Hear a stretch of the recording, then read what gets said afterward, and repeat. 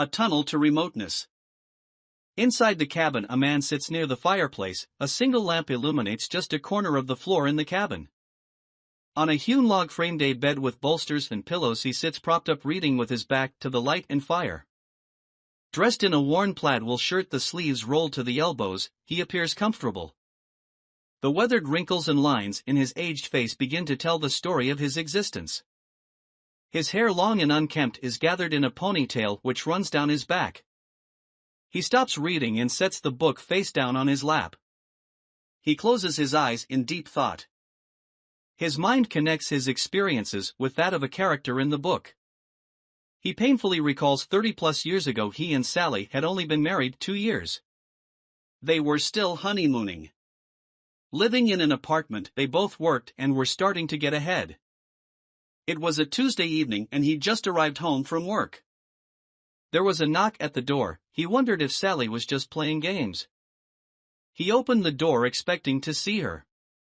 The sight of 2 police officers made him take pause. They asked to come in. Standing, the one officer asked, "Is your wife's name Sally?" "Yes." "Is there a problem?" "Is she okay?" The second officer spoke. "Sir, we are sorry to inform you, but Sally is dead.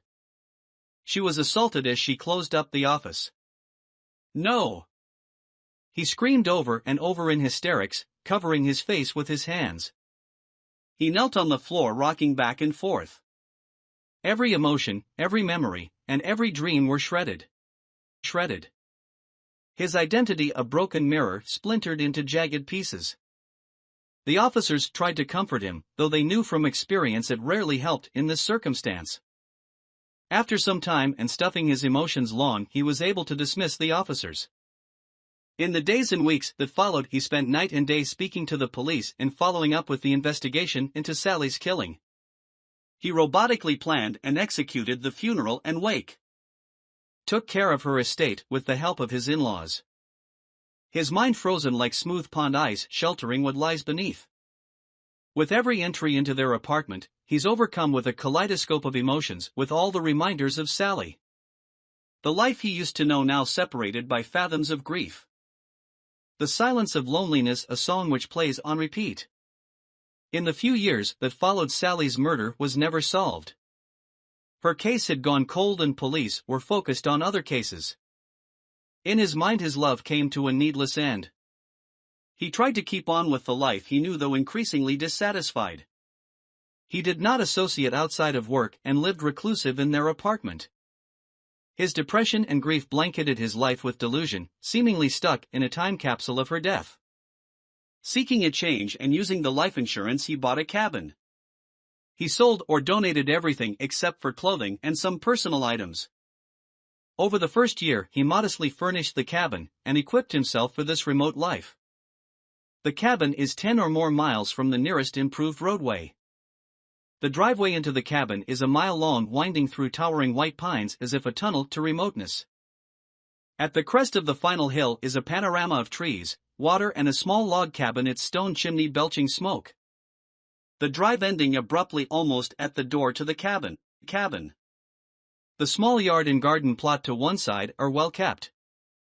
Only a narrow walking path connects to the shore, though the lake is a picturesque sight through the trees. His cabin is the only one on the pristine 4-acre lake. At dusk, a pair loons, their silhouettes mirrored on still waters, their tremolo echoing. The cabin is broken into 2 rooms. The fireplace on the west wall of the living space. The daybed on the north wall looking out to the south at the lake.